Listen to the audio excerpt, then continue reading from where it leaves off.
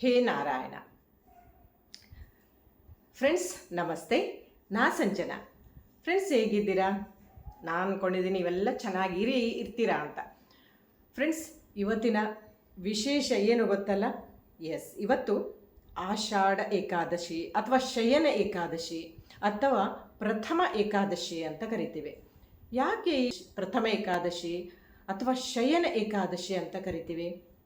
ಇದು ಆಷಾಢ ಮಾಸದ ಶುಕ್ಲ ಪಕ್ಷದ ಏಕಾದಶಿ ಬರುವ ದಿವಸ ಇದನ್ನು ಶಯನ ಏಕಾದಶಿ ಅಂತ ಕೂಡ ಕರಿತೀವಿ, ಪ್ರಥಮ ಏಕಾದಶಿ ಅಂತ ಕೊಡ್ತೀವಿ, ಅಥವಾ ಆಷಾಢ ಏಕಾದಶಿ ಅಂತ ಕೂಡ ಕರಿತೀವಿ. ಯಾಕೆ ಶಯನ ಏಕಾದಶಿ ಅಂತ ಕರಿತೀವಿ? ನಿಮ್ಗೇನಾರು ಗೊತ್ತಾ ಫ್ರೆಂಡ್ಸ್? ಈ ವಿಡಿಯೋದಲ್ಲಿ ನಾನು ಈ ಏಕಾದಶಿ ಒಂದು ವಿಶೇಷತೆ ಮತ್ತು ಶ್ರೀನಿವಾಸನಿಗೆ ಒಂದು ಸಣ್ಣ ಹಾಡನ್ನು ಹಾಡ್ತಾ ಇದ್ದೀನಿ. ನೀವು ಎಲ್ಲರೂ ನೋಡಿ ಕೇಳಿ ಹಾಗೆ ಈ ಚಾನಲ್ಗೆ ಸಪೋರ್ಟ್ ಮಾಡಿ ಅಂತ ಕೇಳ್ತಾ, ಬನ್ನಿ ಸ್ನೇಹಿತರೆ, ಕಂಪ್ಲೀಟ್ ಆದ ವಿಡಿಯೋವನ್ನು ನೋಡಿ. ಈ ಶಯನ ಏಕಾದಶಿ, ಈ ಏಕಾದಶಿ ಒಂದು ತಿಳ್ಕೊಬೇಕಲ್ಲ ನೀವು, ಏನು ವಿಶೇಷ ಏನು ಅಂತೇಳಿ. ಗೊತ್ತಿಲ್ಲದವರಿಗೆ ಈ ಒಂದು ವಿಷಯ ಹೇಳುವಂಥ ನನ್ನ ಪ್ರಯತ್ನ. ಶಯನ ಏಕಾದಶಿ ಯಾಕೆ ಅಂತ ಕೇಳಿದರೆ, ಆಷಾಢ ಮಾಸದ ಶುಕ್ಲ ಪಕ್ಷದ ಪ್ರಥಮವಾಗಿ ಬರುವ ಏಕಾದಶಿಯೇ ಪ್ರಥಮ ಏಕಾದಶಿ ಅಂತ ಕರಿತೀವಿ. ಅಂದರೆ ಇವತ್ತು ಅಂದರೆ ಭಾನುವಾರ ಇದನ್ನು ಶಯನ ಏಕಾದಶಿ ಅಂತ ಯಾಕೆ ಕರಿತೀವಿ ಅಂತ ಹೇಳಿದರೆ, ಈ ದಿನ ಅಂದರೆ ಆಷಾಢ ಮಾಸದ ಶುಕ್ಲ ಪಕ್ಷದ ಈ ದಿವಸ ವಿಷ್ಣುವು ಕ್ಷೀರಸಾಗರದಲ್ಲಿ ಆದಿಶೇಷನ ಮೇಲೆ ಮಲಗಿ ಯೋಗ ನಿದ್ರೆಗೆ ತೊಡಗ್ತಾನಂತೆ. ಸಂಸ್ಕೃತದಲ್ಲಿ ಮಲಗೋದಕ್ಕೆ ಶಯನಿಸುವುದು ಅಥವಾ ಶಯನ ಅಂತ ಅರ್ಥ ಸ್ನೇಹಿತರೆ. ಆದ್ದರಿಂದ ಈ ಏಕಾದಶಿಯನ್ನು ಶಯನ ಏಕಾದಶಿ ಅಂತ ಕರೀತಾರೆ. ಇದು ಆಷಾಢ ಮಾಸದ ಪ್ರಥಮ ಏಕಾದಶಿ ಆಗೋದ್ರಿಂದ ಇದನ್ನು ಪ್ರಥಮ ಏಕಾದಶಿ ಅಂತ ಕೂಡ ಕರೆಯಲಾಗುತ್ತೆ. ಈ ಏಕಾದಶಿ ಯಾಕಿಷ್ಟು ವಿಶೇಷತೆ ಅಂತ ಕೇಳಿದರೆ, ಶಯನ ಏಕಾದಶಿ ದಿನದಂದು ವಿಷ್ಣು ಭಕ್ತರು ಸಕಲ ಲೋಕ ಪರಿಪಾಲಕನಾದ ಶ್ರೀ ವಿಷ್ಣುವಿನ ಶಯನೋತ್ಸವವನ್ನು ಆಚರಿಸ್ತಾರಂತೆ. ಸನ್ಯಾಸಿಗಳು ಚಾತುರ್ಮಾಸ ವ್ರತದ ಸಂಕಲ್ಪ ಮಾಡ್ತಾರೆ. ಇದೇ ದಿನ ವಿಷ್ಣು ಭಕ್ತರೆಲ್ಲರೂ ತಪ್ತ ಮುದ್ರಧಾರಣೆಯನ್ನು ಕೂಡ ಮಾಡ್ತಾರೆ. ಕೈಗೆ ಅಥವಾ ಬೆನ್ನಿಗೆ ಕೂಡ ಹಾಕೊಳ್ತಾರೆ. ಇನ್ಫ್ಯಾಕ್ಟ್ ನಾನು ಕೂಡ ಹಾಕೊಂಡಿದ್ದೀನಿ ಶಂಖಚಕ್ರದ ಮುದ್ರೆ.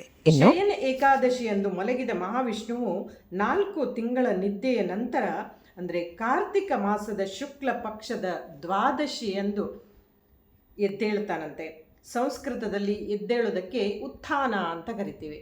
ನೀವು ಗೊತ್ತಿರ್ಬೋದು, ಆ ಉತ್ಥಾನ ದ್ವಾದಶಿಯೇ ತುಳಸಿ ಪೂಜೆ ಅಥವಾ ತುಳಸಿ ಲಗ್ನವನ್ನು ಮಾಡ್ತೇವೆ ಅಲ್ವಾ? ಕ್ಷೀರಾಬ್ದಿಯಲ್ಲಿ ಮಲಗಿದ ಭಗವಂತನು ಎದ್ದೇಳುವ ಈ ದಿನವನ್ನೇ ನಮ್ಮಲ್ಲಿ ಕೆಲವರು ಕ್ಷೀರಾಬ್ದಿ ಎಂದು ಕರೆಯುತ್ತಾರೆ. ಹೀಗೆ ಮಹಾವಿಷ್ಣುವು ನಿದ್ದೆಯಿಂದ ಎದ್ದೇಳುವ ದಿನವೇ ನಮ್ಮ ತುಳಸಿ ಪೂಜೆಯ ದಿನವಾಗಿದೆ. ಅಂದರೆ ತುಳಸಿಯೊಡನೆ ವಿಷ್ಣುವಿನ ವಿವಾಹ ನಡೆಸುವ ತುಳಸಿ ಕಲ್ಯಾಣದ ದಿನವಾಗಿದೆ. ನಿಮಗೆ ಇನ್ನೂ ಒಂದು ಹೇಳಬೇಕೆಂದರೆ, ಪತಿಯು ಎದ್ದೇಳುವ ಮುನ್ನವೇ ಪತ್ನಿಯು ಎದ್ದೇಳುವುದು ಲೋಕ ಸಾಮಾನ್ಯ. ಅಂತೆಯೇ ಮಹಾವಿಷ್ಣುವಿನ ಪತ್ನಿಯಾದ ಮಹಾಲಕ್ಷ್ಮಿಯು ಉತ್ಥಾನ ದ್ವಾದಶಿಗಿಂತ ಪೂರ್ವದಲ್ಲಿ ಬರುವ ಅಮಾವಾಸ್ಯೆ ಅಂದರೆ ದೀಪಾವಳಿಯ ದಿನದಂದೇ ಎದ್ದೇಳುತ್ತಾಳೆ. ಹೀಗಾಗಿ ಅದೇ ದಿನದಂದು ಲಕ್ಷ್ಮಿಗೆ ಪೂಜೆ ಮಾಡ್ತೇವೆ. ಅದೇ ನಮ್ಮ ದೀಪಾವಳಿಯ ದಿನ ಅಥವಾ ಧನಲಕ್ಷ್ಮಿ ಪೂಜೆ ಅಂತ ಕರಿತೀವಿ. ಲಕ್ಷ್ಮಿ ಪೂಜೆ ಮಾಡ್ತೀವಲ್ಲ, ಅಮಾವಾಸ್ಯೆ ಪೂಜೆ ಅಂತೇಳಿ, ಅದು ಲಕ್ಷ್ಮಿ ಎದ್ದೇಳುವ ದಿನ. ಅಂದರೆ ವಿಷ್ಣುವಿನ ಮೊದಲೇ ಲಕ್ಷ್ಮಿಗೆ ಪೂಜೆ ಮಾಡ್ತೀವಿ. ಯಾಕಂದರೆ ವಿಷ್ಣು ಲಕ್ಷ್ಮಿ ಅಲ್ಲ, ಲಕ್ಷ್ಮಿ ನಾರಾಯಣ. ಹಾಗಾಗಿ ಆಷಾಢ ಶುದ್ಧ ಏಕಾದಶಿಯಿಂದ ಕಾರ್ತಿಕ ಶುದ್ಧ ದಶಮಿಯವರೆಗಿನ ಈ 4 ತಿಂಗಳ ಅವಧಿಯು ಚಾತುರ್ಮಾಸ ಅಂತ ಪ್ರಸಿದ್ಧಿಯಾಗಿದೆ. ಈ ಅವಧಿಯಲ್ಲಿ ಸಾಂಪ್ರದಾಯಿಕ ಮಠಗಳಲ್ಲಿ ಚಾತುರ್ಮಾಸ ವ್ರತ ನಡೆಯುತ್ತೆ. ಶಯನ ಏಕಾದಶಿಯು ಚಾತುರ್ಮಾಸದ ವ್ರತದ ಆರಂಭ ಆದರೆ ಉತ್ಥಾನ ದ್ವಾದಶಿಯು ಚಾತುರ್ಮಾಸದ ಕೊನೆಯ ಮಂಗಲ ದಿನ ಆಚರಣೆ ಆಗಿದೆ. ಈ ಅವಧಿಯಲ್ಲಿ ಸನ್ಯಾಸ ಪೀಠಾಲಂಕೃತ ಯತಿಗಳು ಯಾವುದಾದ್ರೂ ಒಂದೇ ಸ್ಥಾನದಲ್ಲಿ ಇರ್ತಾರೆ. ಅಲ್ಲಿ ಜಪ ತಪಗಳನ್ನು ಮಾಡ್ತಾರೆ, ಪುರಾಣ ಕಥೆಗಳನ್ನು ಹೇಳ್ತಾರೆ ತಮ್ಮ ಶಿಷ್ಯ ವೃಂದಗಳಿಗೆ. ಹೀಗೆಲ್ಲ ಆಚರಣೆಗಳು ನಡೀತಾ ಇರುತ್ತವೆ ಮಠದಲ್ಲಿ. ಅವರು ಒಂದೇ ಸ್ಥಳದಲ್ಲಿ ನಿಲ್ತಾರೆ. ಯಾಕಂದರೆ ಈ ಚಾತುರ್ಮಾಸ 4 ತಿಂಗಳ ಇದೆಯಲ್ಲ, ಸೊ ಆ ಬೇರೆ ಬೇರೆ ಮಠದಲ್ಲಿ ಬೇರೆ ಬೇರೆ ಯತಿಗಳು ಒಂದೇ ಸ್ಥಳದಲ್ಲಿದ್ದು ಜಪ ತಪಾದಿಗಳಲ್ಲಿ ತಮ್ಮನ್ನು ತಾವ ತೊಡಗಿಸಿಕೊಂಡಿರ್ತಾರೆ. ಹಾಗಾಗಿ ಈ ಏಕಾದಶಿಯು ಶಯನ ಏಕಾದಶಿ, ಪ್ರಥಮ ಏಕಾದಶಿಯ ಅಥವಾ ಆಷಾಢ ಮಾಸದ ಏಕಾದಶಿ, ಆಷಾಢ ಏಕಾದಶಿಯ ವಿಶೇಷತೆ. ಇನ್ನು ಈ 4 ತಿಂಗಳು ವಿಷ್ಣುವು ಯೋಗ ನಿದ್ರೆಯಲ್ಲಿ ತೊಡಗ್ತಾನಂತೆ. ಈ 4 ತಿಂಗಳು ಯೋಗ ನಿದ್ರೆಯಲ್ಲಿ ತೊಡಗಿ ಹೇಳುವುದು ಹೇಗೆ ಕೇಳಿದ್ರೆ, ಈ ಒಂದು ಆಷಾಢ ಏಕಾದಶಿ ಎಷ್ಟು ವಿಶೇಷವೋ ಅದೇ ಥರ ಕೊನೆಯಲ್ಲಿ ಬರುವ ವೈಕುಂಠ ಏಕಾದಶಿ ಕೂಡ, ಇದು ನವೆಂಬರಲ್ಲಿ ಬರುವಂಥದ್ದು. ಆ ವೈಕುಂಠ ಏಕಾದಶಿ ಕೂಡ ಅಷ್ಟೇ ವಿಶೇಷವಾಗಿದೆ. ಅದು ಉತ್ಥಾನ ದ್ವಾದಶಿ ಇದೆಯಲ್ಲ, ಅದರ ಮೊದಲನೇ ದಿನ ಬರುವಂಥದ್ದು ಅದು ವೈಕುಂಠ ಏಕಾದಶಿ. ಆಗ ನಾರಾಯಣ ಎದ್ದೇಳುವಂಥ ಸಮಯ. ಈ 4 ತಿಂಗಳು ಯೋಗ ನಿದ್ರೆಯಲ್ಲಿ ತೊಡಗಿರುವಂಥ ವಿಷ್ಣುವು ನೋಡಿ, ಈ 4 ತಿಂಗಳಲ್ಲಿ ಹಬ್ಬ ಹರಿದಿನಗಳು ಎಷ್ಟು ಬಂದಿರುತ್ತವೆ. ಸೊ ಆ ಸಮಯದಲ್ಲಿ ನಾವು ಏನು ಮಾಡಬೇಕು ಅಂದರೆ, ಶ್ರೀಹರಿಯ ನಾಮ ಸಂಕೀರ್ತನೆ, ಭಜನೆ, ಪೂಜೆ, ಪುನಸ್ಕಾರ, ಹಬ್ಬಗಳ ಆಚರಣೆ ಮಾಡಬೇಕು ಅನ್ನೋದು ಉದ್ದೇಶ ಅಲ್ವಾ ನಾವು. ಹಾಗಾಗಿ ಒಂದು ಶ್ರೀನಿವಾಸನ ಅಂದರೆ ಹರಿನೇ ಅಲ್ವಾ, ಶ್ರೀನಿವಾಸ ಅಂದರೆ ನಾರಾಯಣನೇ, ಹರಿನೇ, ವಿಷ್ಣುವಿನೇ. ಸೊ ಆ ವಿಷ್ಣುವನ್ನು ಭಜಿಸುವಂಥ ಒಂದು ಚಿಕ್ಕದೊಂದು ಸಾಂಗ್ ಅಂತ ಹೇಳ್ತೇನೆ, ಅದನ್ನು ಕೇಳುವ ಅಲ್ವಾ.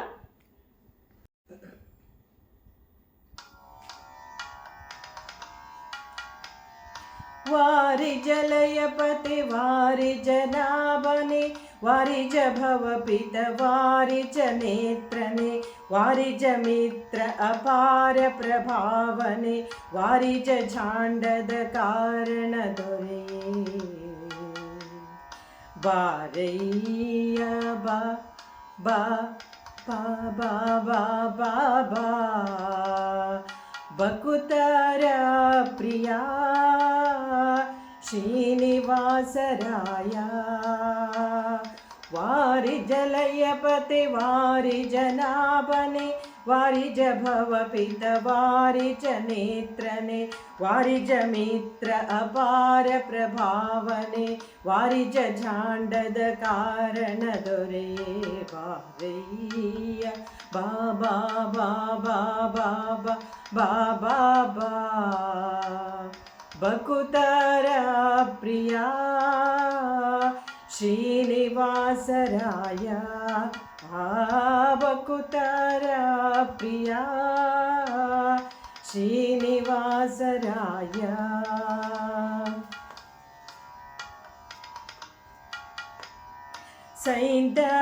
ಸೈಂದನವಿರಿ ಬಪ್ಪರಂಗ ದೇವೋತ್ತುಂಗ ನಂದ ನಂದನ ಅರಿಮದಭಂಗ ಕರುಣಾಪಾಂಗ ಸಿಂಧು ಶಯನ ಸುಂದರಾಂಗ ಹೇ ನಾರಸಿಂಹ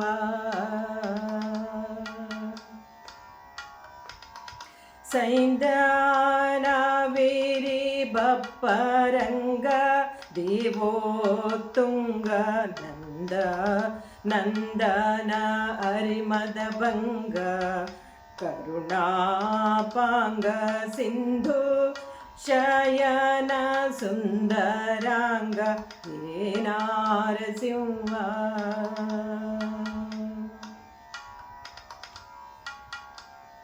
ಕಂದ ವಿರಿಂಚಿಯು ನಂದಿ ವಾಹನ ಅಮರೇಂದ್ರ ಸನಕನ ಸನಂದನಾಂದಿ ಮುನ್ ವೃಂದ ನಿಂದು ಬಿಂದು ಧಿಂ ಧಿಂ ಧಿಮಿಕೆಂದು ನಿಂದಾಡಲು ಆನಂದದಿ ಮನಕ್ಕೆ ಬಾರಯ್ಯ ಬಾ ಬಾ ಬಾ ಬಾ ಬಾ ಬಾ ಬಾರಯ್ಯ ಬಾ ಬಾ ಬಾ ಬಾ ಬಾ ಬಾ ಬಾ ಬಾ ಬಾ ಬಕುತರ ಪ್ರಿಯ ಶ್ರೀನಿವಾಸರಾಯ